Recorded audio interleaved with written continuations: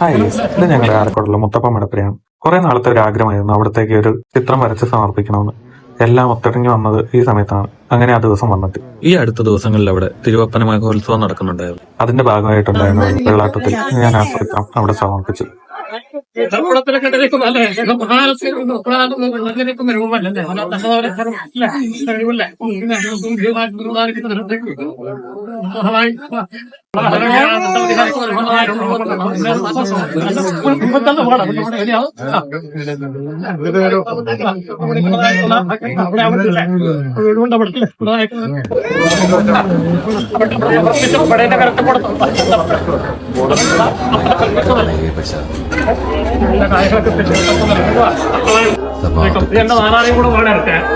എല്ലാ ജീവജാലങ്ങളോടും വിദ്വേഷമില്ലാത്തവരും സൗഹാർദ്ദപരവും കരുണയുള്ളവരുമായ ആ ഭക്തർ എനിക്ക് വളരെ പ്രിയപ്പെട്ടവരാണ്.